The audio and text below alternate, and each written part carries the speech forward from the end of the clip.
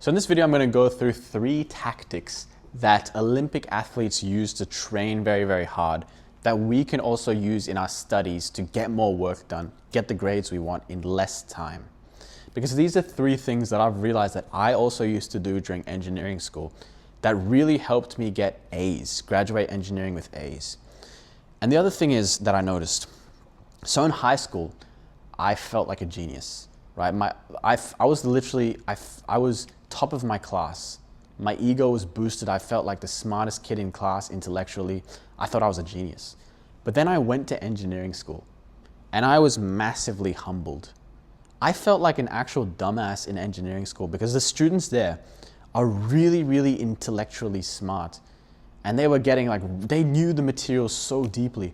I felt like I was like one of the lowest, to be honest. So these are 3 things I'm going to share that not only Olympic athletes do, but what I've noticed that top level students also do, that I've observed in engineering school. So here I'm going to jump right in. I'm going to share you these 3 things. Hopefully you find it helpful. So the first thing I want to talk about is they turn up daily no matter how they feel. Now, you've probably heard this before, screw your feelings, discipline over motivation, turn up no matter what. That's been massively talked about online. So I'm going to attack it from an angle hopefully you've never heard before. This is hopefully going to be something new for you. And I'm going to share it through my experience. So Olympic athletes, they train every single day, and top level students, ideally at the same time, but the point is they turn up every single day. And we have this massive misconception where we think, wow, Olympic athletes are so motivated. They're so hyped, they love their craft. That's why they turn up every single day. And that's possible. But at least what I've learned from my experience, after 10 years of getting really into productivity, being really obsessed with productivity, really obsessed with learning, I've realized that procrastination, which we could call a resistance to starting to work, that resistance you feel to working, it never really goes away. It goes through periods where it kind of goes down, right? Like your resistance will go through periods where you've got a lot of resistance, and you go through periods where you have less resistance, and then a lot of resistance and less resistance. This resistance sort of goes through waves, right? So it's not constant. And I would say recently, maybe in the past, for a couple weeks, like a month ago, I was in a period where I was experiencing a lot of resistance. 10 years into my productivity journey, 10 years of working on procrastination, I encountered massive resistance. I would literally, actually even today, I encountered massive resistance. So I was recording some videos early in the morning and I literally did not feel like doing it. I haven't really been recording YouTube videos for a while.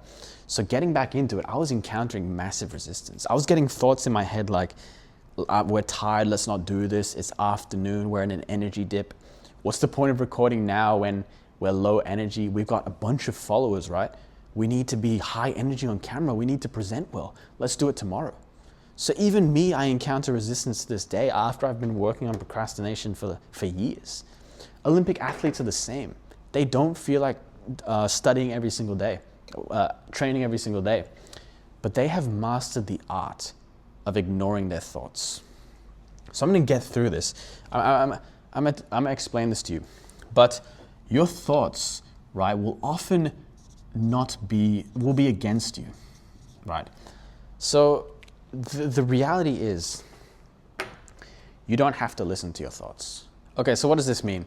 Maybe you've experienced this. You want to go sit down to study, right? You know you've got an assignment coming up. You know you need to study, but you start thinking like, I'm not motivated. I'll do 6 hours tomorrow. I'll start later.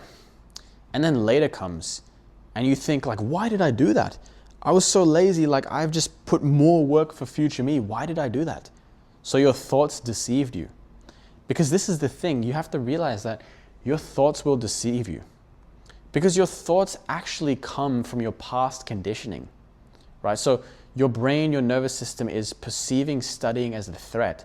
And so because of that, it's sending thoughts your way to go do something else. Right? So if you have tried meditation, you'll know this very, very well. So this year I've gotten very much more into meditation. I went on my first Vipassana 10-day silent meditation retreat, which was super transformative. Since then, I've managed to maintain 2 hours of meditation a day, which has been super beneficial for me. And I have been really understanding deeper and deeper this concept of how our thoughts really try to trick us and how our thoughts really can't be trusted, right? A lot of the time. And so what this means is Olympic athletes have mastered the art of just turning up, just turning up, like not even caring what they think, not even indulging in their thoughts. They just go and they just do it, right? We say go turn up no matter how you feel, but really what we mean is go and turn up no matter how you think. If you really pay attention closely to the thoughts you get in your mind when study approaches, you really realize how deceptive they are. A lot of your thoughts are actually not, they're very, very sneaky, right? So that's the first thing I want to mention. These thoughts are pulling you away from your work, from your study. They're always going to come, they're always going to attack you.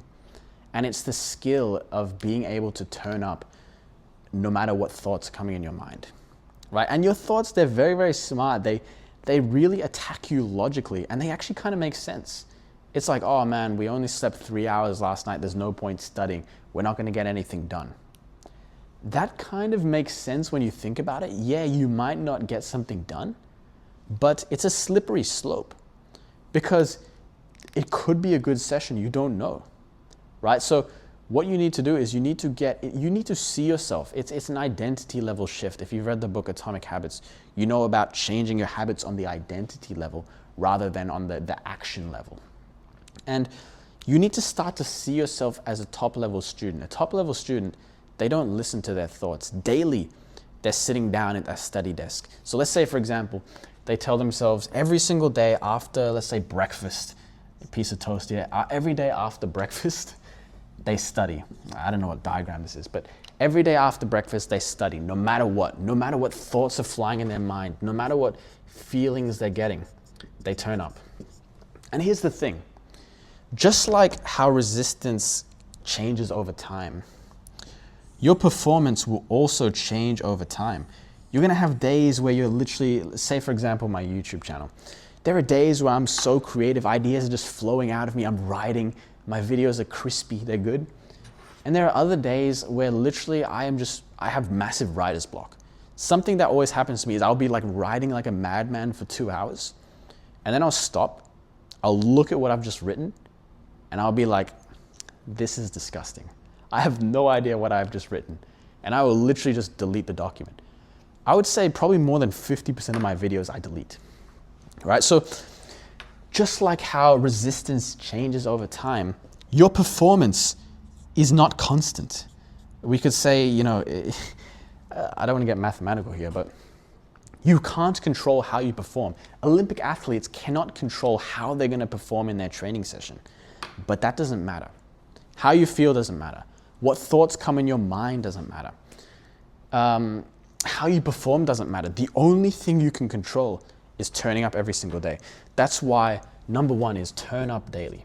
And this whole thing of your thoughts try to deceive you, it's very, very interesting and it gets very, very deep. When you do meditation, you really start to realize it. It's very, very spooky. Let me know if you want to know more about it. But turn up daily, no matter what. So that's the first thing I want to talk about here. Now, the second thing that high-level Olympic athletes do that we can use in our studies. Now, this one might seem a bit, weird, but hear me out. It's not going to be exactly what I'm talking about. There's a bit of nuance here. But top-level Olympic athletes, they have coaches, they have mentors. Now, I'm not saying here that you need to get a mentor. That's not what I'm saying. But what we can do is we can take the benefits of a mentor and we can actually use these on ourselves to get that mentor-like effect in our lives. Okay, so do we need a mentor when it comes to studying? So first of all, Olympic athletes, they need mentors, they need coaches. But to be honest, students, we first of all probably don't even have access to mentors, tutors maybe, but to be honest, what I'm going to tell you is we probably don't need them. But I'm going to tell you how we can get the benefits of them. So first of all, what are the benefits of a mentor? So mentors can be useful. I was thinking deeply, what can mentors be useful for? And this is the conclusion I came to. At least this is my initial thoughts. Mentors can be good if you're learning something where you're sort of exploring unknown territory. So when you're the top 1% in your field, when you're a top 1% athlete, right? Top 1% athlete, you're in unknown territory. You're learning, first of all, you're a unique individual. So you've got unique weaknesses, you've got unique strengths that a coach will be able to spot in you and help you out. So that's unknown territory. You're playing the sport at the top of its game. That's unknown territory. So when you're sort of exploring this unknown territory, mentors, coaches can be good because they can guide you, right? Let's say you're getting into meditation. It can be good to have a teacher to guide you, to help you along the way, right? Because you're exploring your mind for the first time. There's a lot of unknown things. It hasn't been charted. But the thing is, if you're doing something that sort of already has been charted, it's known territory, you don't really need a mentor. You just need a guide, a course. I believe that university subjects are largely the second one. They are largely charted territory. Calculus, it's already known. These subjects are already known. So you don't really need a mentor. The textbook is good enough. The textbook is like your mentor. It's like a teacher. Because, the lecturer is like your mentor. If you watch a lecture, it's like he's mentoring you. And I strongly believe this because, to be honest, this is pretty brutal. But I pretty much never went to tutoring. A lot of kids in my high school, they were going to like Kumon, they were going to tutoring, they were going to all these things. I never did any of that. I never went to my professor's office hours. I never talked to the professors much. I never, asked them questions. I never used them as mentorship. Now, am I saying to do this? No, I'm not saying to do that. But I'm saying you can survive without this mentor level thing. Because the course material is often good enough to actually teach you. But there is one benefit of a mentor that I want to tell you that we can't get, that if we can get, it'll help us. So mentors are very, very helpful because they can give you feedback. So like I said earlier, when you're a beginner in basketball, maybe you go for a shot or something and the mentor can say like, hey, look, your left hand is like this, put it more like this so it's under the ball. He can give you that instant feedback to make you learn faster. So there's a book called Ultra Learning by Scott Young. Very, very interesting book. It talks about how to learn fast. And one of the principles of really fast learning is feedback. If you can get feedback in the thing you're learning, you will learn faster. So for me, YouTube videos, I watch all my videos back and I cringe when I do it, but I critically look at it and I think, okay, I can improve here. I can improve here. I stuttered here. I talk too fast here. I talk monotone here. I give myself feedback. So the principle I want to give you is you can essentially mentor yourself by giving yourself feedback. So how do we give ourselves feedback? Through the study technique that I love to talk about, active recall. When you test yourself, you are essentially giving yourself feedback. So when you do, a maths problem, when you do, an integral or whatever, and you get it wrong or whatever, I don't know what I'm writing here. When you do an integral, a maths problem, and you get it wrong, and you go to the work solutions, and you take a look at the work solutions, that's essentially you giving yourself feedback. So the tip I want to give you here is use active recall. Active recall has been proven countless times by pretty much so many studies that it is the most effective study tactic there is out there. The reason that I could study 2 hours per day in university, still get A's, so little time was because I used active recall. Most students, they waste their time rereading their notes, highlighting their notes, copying and pasting notes, using these study tactics that are not effective at all. Active recall is really all you need. I never took notes in university. I'm being honest with you, I never took notes because I didn't need notes. I was using active recall. I was testing myself on the material. So how exactly do you do this? Number one, the Feynman technique. Teach yourself the material. I would literally, as I was learning the material, I would walk around the room like a madman, teaching myself the material out loud. Number two, just ask yourself questions about what you're learning. Do I really understand this? Can I make these connections? Am I understanding what I'm reading? Just test yourself on it. Be your own mentor. Coach yourself. Motivate yourself. Talk to yourself positively. So this might seem like a weird tip, but hopefully that helps. Flashcards as well. When you give yourself flashcards, you're essentially your own mentor giving yourself feedback. Now, yeah, a mentor could be ideal. For example, I learned squash, the sport called squash. I learned it to, let's say, an upper beginner level. I'm not sure what level, without a coach. All I did was play the game, record myself playing the game, and I could look at my own form and see like, okay, I should improve this, I should improve this, I should improve this. So we can actually give ourselves feedback a lot better than we think. So just do a lot of active recall, give yourself a lot of feedback. That's the ultra learning principle that I said, feedback. So I'm gonna write it here, but feedback, super important principle. Always be giving yourself feedback. So that's the second thing. Now the third tip I wanna give you here is, by the way, pardon my horrible drawings. This is a guy going for a free throw in basketball, whatever. I'm not a huge basketball player. I guess he's meant to be here. But so the third tip I'm gonna give you here is athletes rest intentionally. Now this one might seem very obvious, but I'm gonna give you a bit of new things here, hopefully, that will make you happy. But take, for example, Usain Bolt. He did this. He trained every single morning. He trained hard with his coaches. But in the afternoon, he was playing video games. Now, I'm not telling you to play video games, right? But he was resting, right? He was prioritizing resting. Because this is something students miss. If you had to pick, resting is not optional, to be honest. Resting is not something where it's like, oh, I'll do it when I'm done studying. Resting literally recharges your meter to be able to focus better. When you intentionally rest, you come back stronger for your study sessions. But here's the thing I want to add here. The most important word here, intentionality. They rest intentionally. Now this is the key word here, because how do most students rest? Most students, their rest is not even rest. They're on their computers, watching Netflix. Not because they're resting, not because they're taking a break from their studies, but because they're procrastinating. So their rest is not really rest, because they're sitting there trying to rest, but their thoughts are stressed. They're thinking like, oh, I can't be watching Netflix right now. I should be studying. I should be doing this. I should be doing this. So it's not real rest. It's not intentional rest. It's default rest. They're not actually resting. They're just not studying. So resting doesn't mean not studying.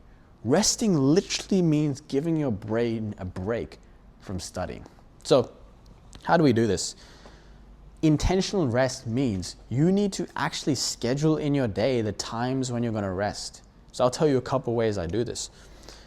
First of all, I'll tell you why. So what I mean by this is literally block in your day, say for example 2 p.m.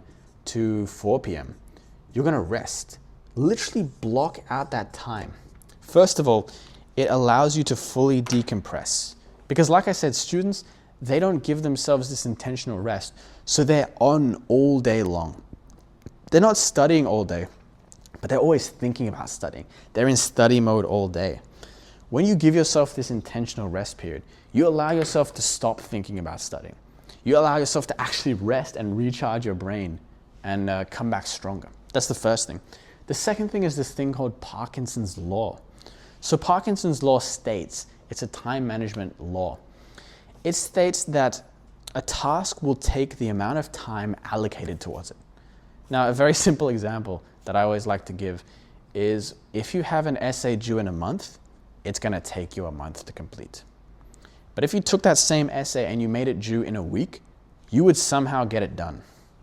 This is Parkinson's law in action. So if you give yourself, what most students do is they say, tomorrow I'm going to study hard. That's it. It will take you the whole day to study. You had one question for your assignment and you gave yourself the entire day to do it. It would take you the entire day. But let's say tomorrow you said, okay, I'm going to do question 1. But 2 p.m. to 4 p.m. I'm going to rest. 5 p.m. I'm gonna hang out with my friends. 7 p.m., I'm gonna go gym. Now you've essentially condensed this, let's say 16 hours into, let's say 8 hours. Parkinson's law, you're going to still complete that task in 8 hours. But now you've given yourself rest. Now you've given yourself time to decompress. So often it's not about having more time. Often it's about creating these artificial deadlines which put this pressure on us to work more urgently. So if you give yourself these intentional rest periods throughout the day, which I'm going to explain in a bit what exactly you can do. But if you give yourself these intentional rest periods, then you're going to work more urgently. You're going to get more done in less time, right? So, okay, what exactly do we do during these rest periods? By the way, this will help you avoid, I realized recently it's got a term, revenge bedtime procrastination, where this used to be my experience all the time. I'd be lying in bed at night, but I didn't want to go to sleep because tomorrow would start, painful day, I got to study, and I didn't have time to rest today. This is the only time I got to rest. So I'd literally scroll in my bed till 3 a.m. because this is the only time I got to myself. Then I'd wake up tired, which would make me even more want to procrastinate, and the cycle would repeat. So to get out of this procrastination cycle, intentional rest can help you because you actually give yourself time during the day to rest. Like I said, it goes hand in hand with studying. It's not like, oh, when I'm done studying, then I'll rest as a reward. No. Rest will literally boost you to study with more energy. This is why sleep is literally one of the most important things for performance. This is why athletes are sleeping for a lot of the day. This is why athletes are playing video games, right? So, okay, what do you do during your rest periods? It's honestly up to you, but I'll give you a couple ideas. Like I said, one, I liked to during university, organize social events. So I would go through the club calendar and I would pick like, I want to go to this event, this event, this event. I love to play sports. So there's a form of rest called deep play, which is very interesting. Sorry, this board is getting a bit messy. Hopefully this video actually makes sense. I'm saying a bunch of random things here and there, but deep play is a type of rest where you're essentially playing. So sports, maybe, what else? I like dancing. I like doing, recently I've been doing bachata, which is like this Latin dance. What else? I love to play sports. So I would go to sports clubs, hang out with your friends. Meditation is another thing. I sneak in 2 hours of meditation a day, plus a little bit more, maybe like 2 to 3 hours a day. So it's up to you, but literally give yourself activities that aren't just scrolling, right? Because for most students, the only form they have of rest is this block that we all carry in our pockets. Give yourself some hobbies, some things to do that aren't just scrolling on your phone, and literally put them in your day. Like allow yourself to do them guilt-free because they will actually benefit your study sessions. Because this is the default thing we all go to. This is honestly the not sad reality, but this is why it's so painful to be a student sometimes, because we want to do all these things. We want to do all these activities. We want to get good grades. But this block in our pocket sucks away all our life. It sucks away all our time. So I declare war on this phone in your pocket. I've been fighting my phone addiction for maybe 5 years now, and I still struggle with it from time to time. Now I've come so far. I use my phone so much less than I used to, right? Like I barely use my phone now, and I'm very happy about that. It's literally, honestly, I truly believe the mobile phone is one of the, I don't want to say worst creations in human history, because my phone, I'm recording this video on my phone. My phone literally helped me start my YouTube channel. My phone helped me do a lot of studying. It helped me a lot. But it's so easy to just get your life pulled away onto it. So I might make a video on that. Let me know if you want to know about my experience quitting my phone addiction. But apart from that, deep rest, mentors, same time daily, turn up daily. That's it. That's this video. I don't know if you found it helpful or not. Let me know in the link. Let me know in the comments if you found it helpful. Apart from that, I reply to all messages on Instagram. So send me a message on Instagram below if you want to ask me a question. But apart from that, adios.